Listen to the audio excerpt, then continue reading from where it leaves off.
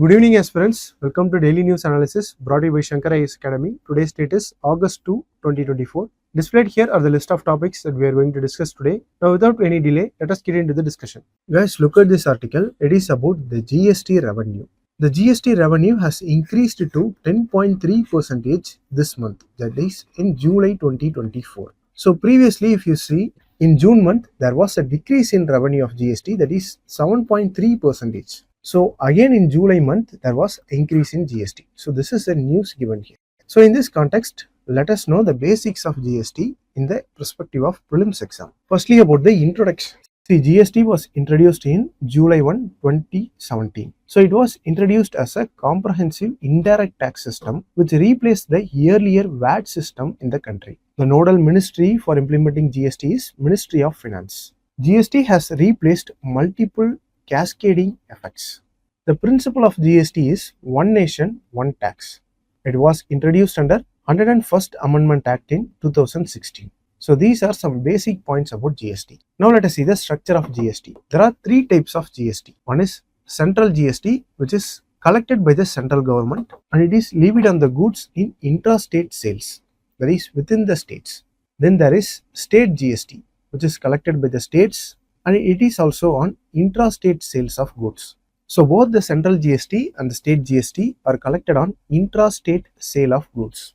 Now there is integrated GST. It is collected by the central government and it is collected from interstate sale of goods. GST is a destination based taxation, which means GST is collected at the point of sale. Previously, the taxes were collected at every stage of production. Here, GST is a destination-based taxation, which means it is collected from the consumers and not from the manufacturers. GST reduced the tax burden. Since GST has eliminated the cascading effect, it has reduced the tax burden for producers and also for the consumers. Here, the cascading effect means previously we had VAT system where tax was collected at every point of manufacturing process. Now the GST has eliminated the cascading effect, so it reduced the tax burden for both consumers and manufacturers. Now looking at the benefits of GST, it improved the center-state cooperation. So both the central government and state governments have mutually agreed upon the tax regime and they are also cooperating through GST Council. We shall see about GST Council later. GST system has improved the transparency. There is an online GST portal and GST has simplified the taxation system, thereby improving the transparency. GST has led to better economic growth. Since it has eliminated the cascading effects and improved the ease of doing business, it has improved the revenues for both central and state governments. So these are some of the benefits of GST. See, there was GST cess, which compensates the states for their revenue loss. It was levied for 5 years. And it was extended to 2026. As we have seen, the GST regime has simplified the taxation system and increased the revenue for central and state governments. The central and state have cooperated for the GST regime under GST Council. It was formed by the President under Article 279A. The chairman of GST Council is Union Finance Minister and the center has 1/3 of the voting power. The states have 2/3 voting power. The decisions under GST Council were taken by 3/4 majority. So this is about GST Council. Now look at the GST tax slabs. The 0% tax rate was fixed for fruits and vegetables, eggs, educational health services. So 0% tax rate for the essential and basic goods and 5% taxation for transport and life-saving drugs. So this is a minimum taxation for the life-saving drugs. Then there is 12 and 18% taxation for electronic products and IT services and 28% taxation for luxury products, tobacco and high-end cars. Then there is a sin tax which is minimum 28% of taxation on harmful products. So these are the important GST tax slabs. Now let us see the challenges in GST implementation. See, GST is a complex structure.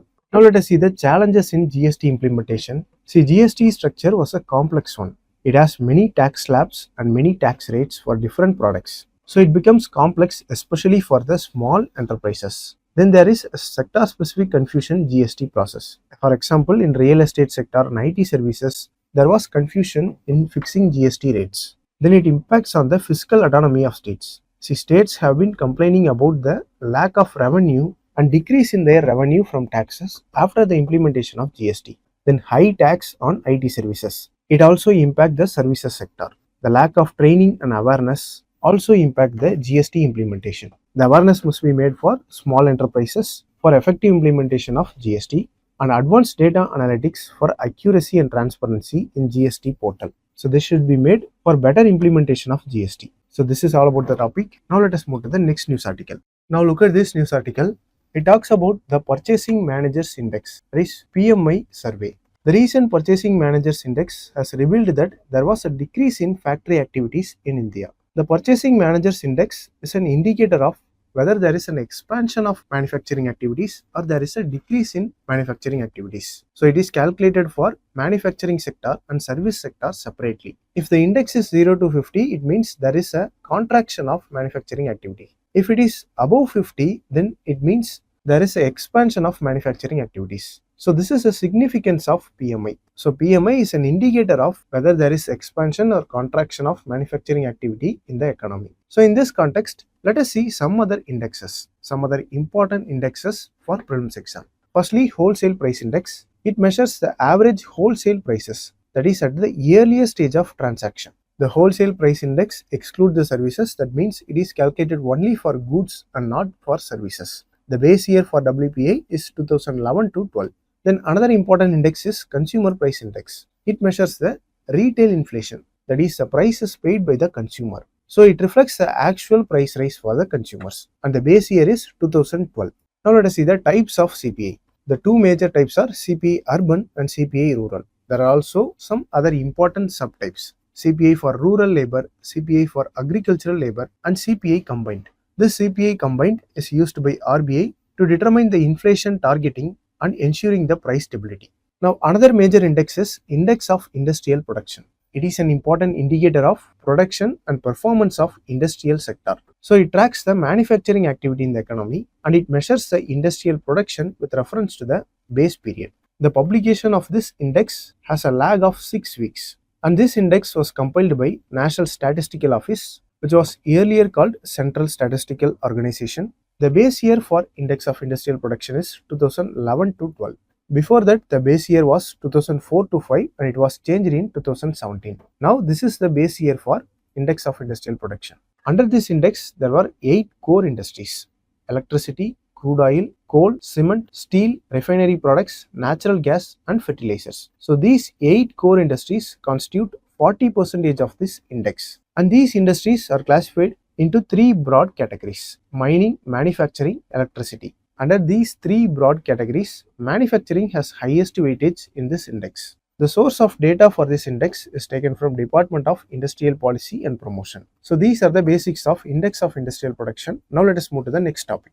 Now look at this article. It talks about the decline in production of tea in India. India's tea production has declined in June month compared to the last year. Even though there is a decline in overall production of tea, the North India has seen slightly increase in production. But still, the overall production of tea in India has declined this year. So this is the news. In this context, let us see some basic information about the tea crop and also about the Tea Board of India. The tea crop was introduced by British in 19th century to meet the growing demands of tea in Europe. The initial plantations were in Assam and Darjeeling in West Bengal. Now coming to the geographical distribution, these are the important tea producing states in India. First is Assam. Assam is the largest tea producer in India and it produces strong and brisk tea. Then West Bengal. In West Bengal, Darjeeling was an important tea producing region and it produces premium tea. The Darjeeling tea was also called as the champion of teas. Tamil Nadu is another major producer of tea and especially in Nilgiri Hills along Western Ghats. Karnataka is also a major producer of tea. So these are the important tea producing states of India. Now looking at the climatic condition required for the growth of tea, the temperature should be 20 to 30 degrees Celsius. So this is the optimal temperature. The rainfall should be between 1200 and 2500 mm annually. The humidity is 70 to 90%. The acidic soil and it should be well drained soil. Loamy and clayey soil are suitable for tea cultivation. 600 to 2000 meters altitude is preferred for best quality of tea. As the height increases, the quality of tea increases. There should be partial shade. So the small crops are under the shade of large crops. So the partial shade is essential for optimal growth of tea. And tea is sensitive to frost. That's why it's not grown in Himalayan regions.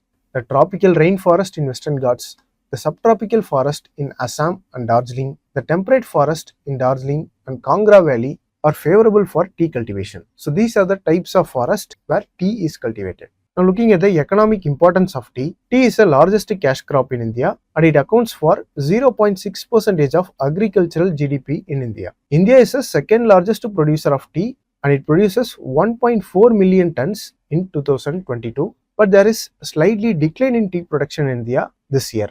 20% of tea produced in India is exported and it offers employment to 1.2 million direct workers, including women. So this is about the basic information regarding tea. Now let us see the Tea Board of India. The Tea Board was established in 1953 to encourage the tea cultivation in India. The role of Tea Board is to regulate, research and develop tea crops, promotion of tea in India and in international level, and to support the tea growers. The Tea Board of India also encourages sustainable practices for tea cultivation. It promotes organic farming and aligns with National Mission on Sustainable Agriculture. So these are some of the basic information about Tea Board and the tea crop. With this, let us move to the next news article discussion. Now look at this article. It says that there was an increasing in sales compared to electric vehicles. So in this context, let us see the basics of compressed natural gas and their comparisons and the licensing policy regarding compressed natural gas. Firstly, what is natural gas? It is a mixture of various hydrocarbons and primarily composed of methane. So the predominant mixture is methane gas. It is extracted deep from inside the earth and it lies below the coal bed or crude oil beds. So before using for consumption, the natural gas is thoroughly extracted and it is purified. The natural gas is primarily used for electricity generation and heat generation. Now let us see about compressed natural gas. It is a clear, odorless and non-corrosive gas and it is cheaper, greener and more efficient than petrol and diesel. The natural gas is compressed to 1% of its original volume and that is why it is called compressed natural gas. The CNG reduces the emission by 95%. The carbon monoxide, the nitrous oxide and carbon dioxide emissions are reduced by 95% in CNG vehicles. So these are the important points about compressed natural gas. Now what is bio-CNG? See, the CNG produced from organic waste, that is the methane gas produced from animal waste, food waste or industrial sludge is called bio-CNG and it is produced by the process of anaerobic digestion process, which is also called biomethanation.